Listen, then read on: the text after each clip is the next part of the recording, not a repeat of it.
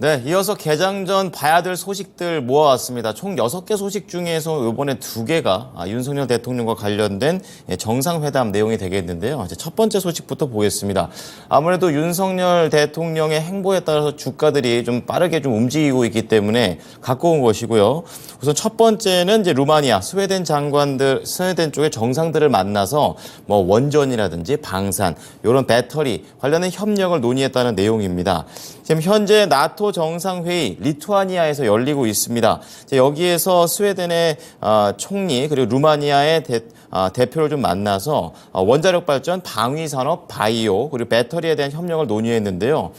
대통령실에 따르면은 윤 대통령은 이날 오후에 루마니아 대통령과 정상회담을 갖고 양국 간의 협력 강화 방안, 좀 실질적인 부분을 논의했다고 합니다. 여기에 더해서 앞서 말씀드렸던 내용뿐만이 아니라 지금 북핵과 관련된 문제를 주요 국제 현안에 대해서 논의를 했다라고 얘기를 했고요. 여기에 더해서 최근에 나토에 가입한 국가죠. 이 스웨덴입니다. 스웨덴 총리와 정상회담을 갖고요. 양국의 관계 발전, 그리고 실질 협력 강화, 그리고 국제 정서 동향과 관련된 그런 협력 방안에 대한 의견을 교환했다고 합니다. 그리고 여기에 더해서 윤 대통령이 인류 당면 과제의 솔루션의 플랫폼을 지향하는 부산 세계 박람회 엑스포와 관련된 비전을 설명하면서 루마니아 대표 그리고 스웨덴 정부와의 지지를 요청했다는 소식이 나와줬습니다. 두 번째는 이제 오염수 관련해서 조금 더 많이 집중을 하게 될 만한 그런 내용이 되겠는데요. 윤석열 대통령이 기시다 후미오 일본 총리와 함께 정상회담을 지금 리투아니아에서 개최할 것으로 현재 보도가 나왔습니다. 이번 정상회담의 최대 관심사, 바로 우리 국내에서도 계속 걱정을 좀 하고 있는 오염수가 되겠는데요. 과연 이 후쿠시마 제1원자력 발전소의 오염수 방류와 관련해서 안전성이 얼마나 확보된 것인가, 이것과 관련해서 서로 논의를 조금 더 가져간다는 내용입니다. 대통령실 측에 따르면 정상회담을 기회로 양국의 좀 신뢰를 회복하고 발전할 수 있는 생각은 일본과 한국 모두 같은 입장이다 얘기를 하면서 사전 조율을 하진 않았지만 오염수의 문제에 대해서 심도 있는 의견이 교환될 것이다 라고 언급했습니다. 네, 다음은 어제 장마치고 나온 소식이 나왔습니다. LG화학, LG에너지솔루션과 관련된 내용이 되겠고, 시간 외에서도 LG에너지솔루션이 3%대 하락세를 보였습니다. 반면에 LG화학은 강보합권의 움직임을 보여줬는데요. 자, 우선은 내용은 이렇습니다. LG화학이 LG에너지솔루션의 지분을 활용해서 신성장 동력 투자 재원을 확보한다라는 그런 내용이 되겠습니다. 11일 날 글로벌 투자자금 조달 목적으로 20억 달러, 그러니까 우리나라 돈으로 따지면 2조 6천억 원 규모의 상당히 큰 규모의 외환 교환사채를 발행한다라고 공시를 내놨는데요.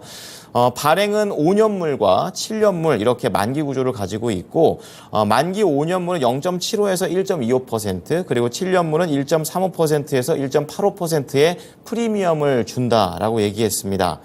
LG화학 측에서는 이제 시설 투자라든지 운영 자금, 미래를 위해서 준비하는 거다 얘기를 했고요. 이날 LG화학의 CFO가 어떤 얘기를 했냐면 고금리 환경 속에서도 미래 성장성을 인정받은 것이다 이렇게 얘기를 하고 있고 그런 부분에서 의미가 있다는 점, 주주 가치를 제고하겠다라고 얘기를 내놨습니다. 네, 다음은 이제 AI와 관련된 내용 좀 체크를 해 보겠는데요. 이제 미국에서 날아온 소식입니다. 미국 의회, 공화당 쪽에서 얘기가 나온 건데요. 인공지능 규제 논의가 본격화되고 있습니다. 이제 그런 가운데 국가 안보 쪽에다가 이 인공지능 개발과 이런 사용 자체가 중요하다라는 부분을 심도 있게 다뤘고 외신에서도 회사별로 이러한 소식들을 다뤘는데요. 캐서린 힉스라는 분입니다. 이 국방부 부장관이 AI가 국가 안보에 미치는 영향을 주제로 기밀 브리핑을 진행을 했는데요. 신속하고 충분한 규모로 AI를 채택하려는 국방부의 노력이 계속 이어지고 있고 의회의 지원을 강조할 것이다 라고 블룸버그 통신에서는 인용을 했습니다. 또한 다른 로이터 쪽에서 따르면은 이제 국방부가 드론이나 위성이 찍은 이미지를 자동으로 식별하는 그런 기술뿐만이 아니라 이 수백 개의 AI 프로젝트를 개발하고 있다. 그리고 개발이 된 것도 상당하다라고 진척 상황 등을 얘기를 했습니다. 자, 다음은 이제 전기차 관련된 내용입니다. 현대차와 기아 판매량이 좋은데 이 전기 EV 판매와 관련해서는 수입차의 거센 반발에 지금 부딪히고 있는 모습입니다. 전기차 판매 자체가 부진해졌다라는 게 업계 평가가 되겠는데요. 오늘입니다. 현대차 그룹 자료에 따르면 올해 상반기 국내에서는 이 전기차 관련해서 38,600대 전기 승용차를 판매했다라고 공식 수치를 밝혔습니다. 작년 상반기 대비해서는 6% 늘었는데 늘기는 했지만 이제 국내 전기차 시장 성장세를 고려했을 때 상대적으로 부진했다라는 것이 이쪽 업계의 분석이 되겠습니다. 관련해가지고 이 수입 전기차는 큰 폭으로 늘어나게 됐는데요. 이 한국 수입 자동차 협회에 따르면 수입 전기차가 올해 상반기 국내에서 81대가 팔리게 되면서 작년 상반기 대비해서 60%나 늘었습니다. 현대기아는 6%, 그리고 수입차 전기차는 60% 이렇게 늘어난 것이고요. 판매량 감소 원인은 어디에 있을까? 업계 측에서는 수입 전기차의 할인 공세가 강하다라는 것으로 풀이를 했는데요. 작년 말부터 시작한 금리 인상도 있고 자동차 수요가 둔화된 그런 상태에서 수입차가 올해부터 대대적인 전기차 할인에 들어갔다라는 점이 이날 국내 차들의 성장을 좀 방해하고 있다라고 분석했습니다. 자, 마지막 내용 좀 체크를 해보겠습니다. 결국에 이 지하철 요금이 하반기 인상폭이 오늘 나올 것으로 보이는데요. 지금 2015년 6월 이후 8년 만에 다시 한번 지하철 공공요금, 지하철뿐만이 아니라 이제 버스들까지 다 올라간다는 그런 내용입니다. 지하철만 딱 놓고 보면은 일단 150원 정도를 올리는 안이 가장 유력하다라고 시장에서는 분석하고 있고요.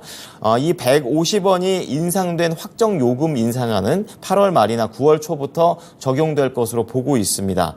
자, 그리고 시에서는 무임소송 손실 보전도 해야 하고, 그리고 서울교통공사가 이 적자를 완화시켜야 된다라고 얘기를 하게 되면서 최대 300원 인상이 불가피하다라는 입장을 고수를 해왔습니다. 하지만 물가 상승이 한국뿐만이 아니라 글로벌적으로 나오고 있기 때문에 서민 부담을 고려해야 한다는 정부의 기조에 따라서 한 번에 300원을 올리는 게 아니라 나눠서 올린다라고 얘기를 하고는 있습니다. 하지만 이 관련해서 시장의 분위기는 교통공사의 적자라든지 이런 무임수송 손실 같은 걸 왜 국민이 내야 되냐라는 부분 지금 불만을 토로하고 있다라는 점 체크를 해 보셔야겠습니다. 네, 지금까지 6개 소식 전해드렸습니다.